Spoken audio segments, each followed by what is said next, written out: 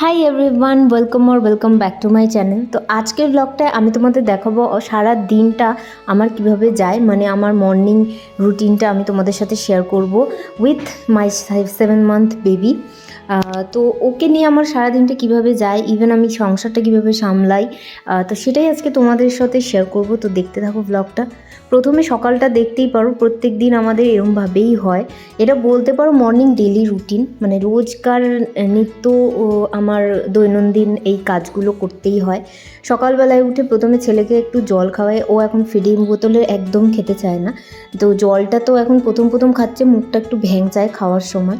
তারপর ছেলে বাবার সাথে এরমভাবে একটু খেলে। আর এইটা দেখো নতুন কিনেছি, অঞ্জলি জুয়েলার্সে গেছিলাম, তো তখন দেখেছিলাম এই রূপোর ব্রেসলেটটা।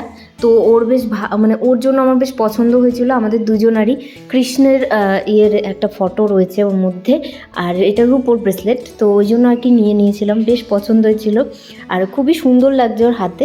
তো তারপরে একটু সকালবেলা উঠে জল খাই, জল খেয়ে আর আমার মর্নিং টনিক হচ্ছে আমার চা।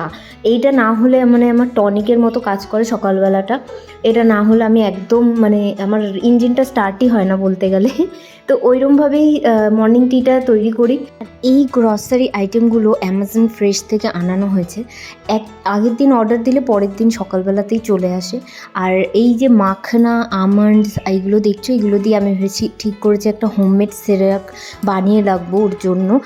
মানে শুধু চাল ডাল দিলে তো আর হয় না, কিন্তু সেটা আগে ডাক্তারকে জিজ্ঞেস করবো যে আমি দিতে পারবো কি না, তারপর থেকে আমি স্টার্ট করব। আমি ডাক্তারকে জিজ্ঞেস না করে কোনো কিছু স্টার্ট করি না। আর আমি এবার ডাক্তারের কাছে গেলে সব কিছু ভুলে যাই, ওই জন্য আমি আলাদা করে নোট করে রাখি।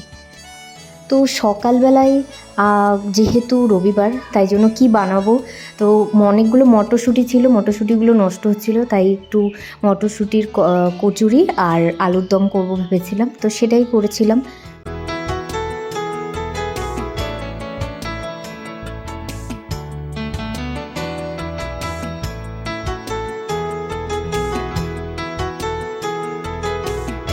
ছেলে সামলে এত কিছু করা যায় না সত্যি কথা বলতে, তাই জন্য বর মাঝে মাঝে একটু রান্নাতে হেল্প করে দেয়। রান্নাতে বলতে মানে টিফিনটা করার সময় লুচি টুচি করলে ওরকম একটু ভেজে ঠেজে দেয়।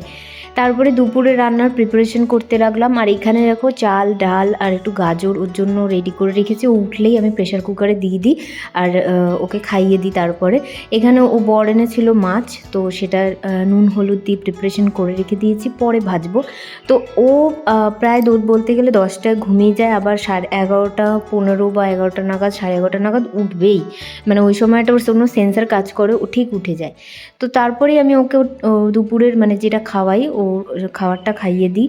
আর এই সময়টা আমি চেষ্টা করি একটু ভারী কিছু, মানে চাল ডাল খিচুড়ি টাইপের কিছু খাওয়ানোর, সঙ্গে কিছু ভেজিসও থাকে, তো সেটা দিয়ে খাইয়ে ওকে ঠাকমার কাছে দিয়ে দিই। কারণ যেহেতু কিছুক্ষণ আগে ঘুম থেকে উঠে তারপর আর ঘুমায় না, আর আমার তখনই কাজ করতে হয়, তো আমার একটু সমস্যা হয়ে যায়। আর এইখানে দেখো ওর ফিডিং বোতলটা, যেটাতে ওকে জল খাওয়াই, আমি ফিডিং বোতল কখনো ফুটাই না। আমি একটা ভিডিওতে দেখেছিলাম ফিডিং বোতল ফুটালে যে প্লাস্টিক মলিকিউলসগুলো থাকে সেগুলো গলতে থাকে, তো এগুলো আরও বাচ্চাদের হার্ম করে। তো সেই জন্য আমি জাস্ট গরম জলটা ফুটিয়ে নিই, ভালো করে ফুটিয়ে ওর মধ্যে কিছুক্ষণ চুবিয়ে রেখে দিই, আর ওটার মধ্যেই ভালো করে ওয়াশ করে নিই। তো তারপরে এখানে একটু বেলার দিকে একটু ফল খাচ্ছিলাম, যেহেতু মানে অনেকটা বেলা হয়ে যায়, তো যেহেতু ব্রেস্ট ফিড করায়, তো ওই জন্য আর কি পেটটা খালি হয়ে যায় মাঝে মাঝেই, তো ওই জন্য আর কি খাচ্ছিলাম। আর এখানে দুপুরের লাঞ্চের সব প্রিপারেশন কমপ্লিট। আমার হাজব্যান্ড এসে ওর নখগুলো একটু কাটিয়ে দিচ্ছিল পায়ের, তো ওগুলো করে আমি আমার ওটসটা বানিয়ে নিলাম। আর তারপরে এখানে স্নান টান করে এসে আমি আমার একটু স্কিন কেয়ার করে নিয়েছিলাম। আর এই সময়টা একটু সময় পাই নিজের জন্য, তো প্রথমে একটা বডি মিস্ট লাগিয়ে একটু টোনার লাগিয়ে সানস্ক্রিন লাগিয়ে নিচ্ছি। আর আমার না সারা বছর বলতে গেলে চ্যাপড লিপস থাকে, তো ওই জন্য সারা বছরই আমার লিপ বাম লাগে। আর আমার লিপটা খুবই বেশি পিগমেন্টেড, ওই জন্য আর কি লিপ বাম আমি অলওয়েজ ইউজ করি, আর সেটা একটু কালার বেসড হয়, সেই জন্য আর কি মানে এই লিপ বামটা ইউজ করি। আর সকালবেলায় উঠে চুল টুল একদমই আঁচড়ানো হয় না। আগে জানো কত কিছু করতাম নিজের জন্য, মানে স্কিন কেয়ার বলো, হেয়ার কেয়ার বলো, বাট এখন সময় পাই না।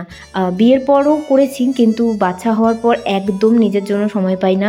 আমার বলতে গেলে চুলটা আমার অনেক বড় হয়ে গেছে, চুলটা কাটতে পারছি না। নখ বড় হয়ে গেছে, নখ কাটতে পারছি না। হাতের নখ তো আমি দাঁত দিয়েই কেটে দিই, আমার এটা স্বভাব, খুবই বাজে জানি, কিন্তু আমি পায়ের নখগুলো এখনও অবধি কেটে উঠতে পারিনি। তো তারপরে এখানে লাঞ্চ টাঞ্চ করে ওকে আবার 3টে 3:30 নাগাদ একবার খাওয়াই দিই। আর এটা হচ্ছে অ্যাপেল পিউরি। তো ওর যে ডেলি রুটিনটা সেটা আমার ব্লগেই শেয়ার করা, মানে আমার চ্যানেলেই শেয়ার করা আছে, তোমরা চাইলে দেখে নিতে পারো। আর প্লিজ ইগনোর দ্য মেস। আমার হাজব্যান্ড সব সময় এরকম অগোছালো করে রাখে, আর আমার পক্ষে এখন একদম গুছিয়ে রাখা সম্ভব হয় না।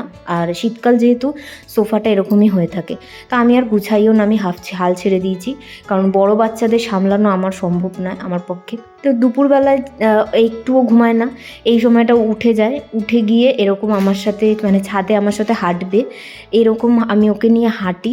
আর এইভাবেই দিয়ে টাইমটা আমার এরমভাবেই কেটে যায়। আবার ঠিক যখন বিকেল হতে, মানে পড়তে লাগবে, তখন ও আবার ঘুমোবে, তো তখন আমি আবার ওকে ঘুম পাড়িয়ে দিই। তো ডে টাইম বলতে গেলে রুটিন আমার এরকমই হয়ে গেছে, এইভাবেই সেট করে নিয়েছি। তো এই অবধি ব্লগটা রাখলাম, দেখা হচ্ছে নেক্সট ব্লগে। Till then take care, by.